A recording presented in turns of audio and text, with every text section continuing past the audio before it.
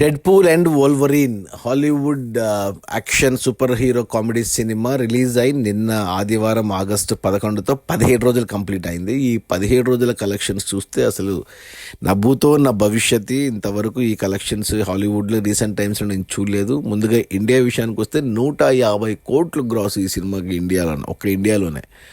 అందులో net collections వచ్చి 120 కోట్లు ఉంది. So block buster hit India వరకు. ఇక ఒరిజినల్ అంటే అమెరికాలో చూసుకుంటే నార్త్ అమెరికాలో ఈ సినిమా 17 రోజుల్లో $500 million అంటే $500 million కలెక్ట్ చేసింది. అంటే మన కరెన్సీలో చెప్పాలి అంటే 4,000 కోట్లు ఒక అమెరికాలోనే వచ్చాయి ఈ సినిమాకు.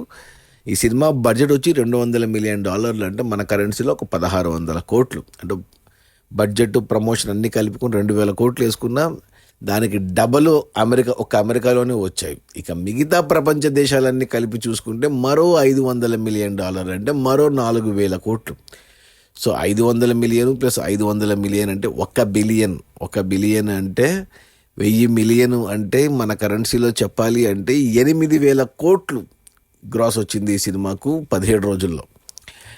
ఈ సినిమా బడ్జెట్ వచ్చి కేవలం $200 million అంటే 1,600 కోట్లు. అంటే ఆల్మోస్ట్ ఒక 2,000 కోట్లు ప్రమోషన్ కాస్ట్ లెక్కేసుకున్న 8,000 కోట్లు అంటే 4 రెట్లు లాభాలతో సినిమా డబుల్ బ్లాక్ బస్టర్ అయింది.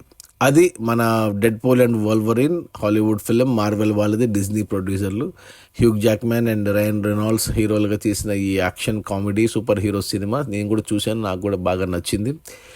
సినిమా వచ్చేసి 17 రోజుల్లో $1 బిలియన్ అంటే మన కరెన్సీలో 8,000 కోట్లు.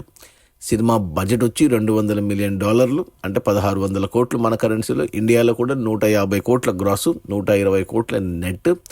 సినిమాకి ఇంకా రన్ ఉంటుంది ఈజీగా. అంటే 1.5 బిలియన్ మరో $500 million కలెక్ట్ చేస్తుందా లేదా అనేది కొంచెం డౌట్ఫుల్లే. ఎందుకంటే ఆన్లైన్లో ఒరిజినల్ ప్రింట్ లీక్ అయింది.